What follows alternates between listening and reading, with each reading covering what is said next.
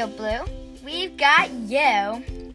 Cool blue facts coming your way now. The sky looks blue during daylight. Blue light scatters around the sky more than other colors. That's why our eyes see blue up there. About 8 to 10% of the world's population have blue eyes. For a person to have blue eyes, both of their parents have to have blue eyes or carry the blue eye gene. Blue eyes are also more sensitive to bright light. Blue is one of the rarest colors in nature. It's easy to make red, yellow, green, or brown dyes and paints from plants. But blue paint mostly comes from minerals or rocks. Blue jays are not blue. Their feathers have tiny grooves and ridges that reflect only blue light back to our eyes. If you look through a blue jay feather, you'll see that it's actually grayish-brown.